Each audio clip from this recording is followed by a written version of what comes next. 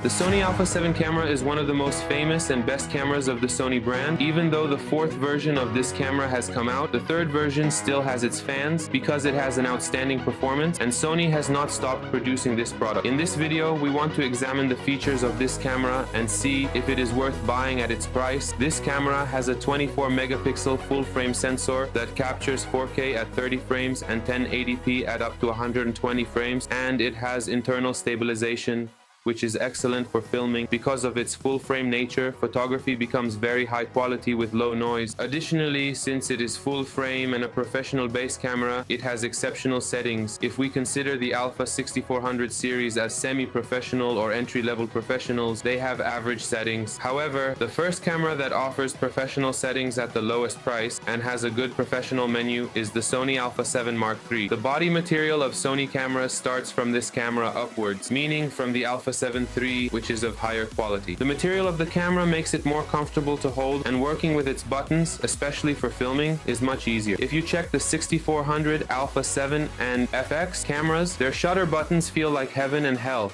They really give a good feeling to videographers and photographers. I truly recommend that you don't forget the pleasure it brings. However, the problem these cameras have and the weaknesses that might not be considered is their weight. The A7 III or A7 Mark IV are really heavy in terms of weight, and they can be a bit challenging on gimbals and for moving images. You can't use them for filming and photography with just any gimbal. The A7 Mark III captures 10 frames per second and has very good focus speed. The only other weakness of this camera, which I consider a weakness as a filmmaker, might not be seen as a weakness by other photographers or videographers. The camera monitor, unlike the 6000 camera monitor, does not rotate completely and is referred to as a tilt monitor, which is good. However, the issue is that when you mount this camera on a gimbal, the center axis of the gimbal obstructs your view of this monitor, making it a bit difficult to frame with the monitor. But if the monitor can be opened, this problem is resolved. This bug is something that Sony has not addressed at all. Another issue is that I asked most camera technicians about this problem with Sony's tilt monitors, and they mentioned that the wires connecting the monitor to the camera body wear out quickly and become defective, which is another problem. However,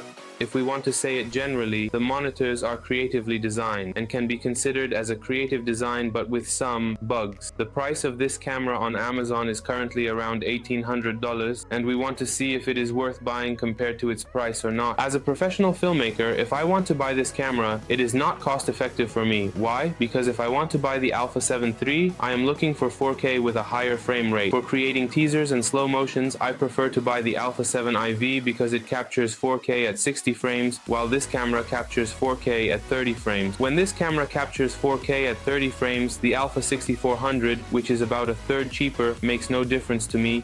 True, it lacks crop sensor and internal stabilization, and it might even overheat sooner, but for someone who is doing videography and wants to spend less, buying this camera is really not cost effective for me.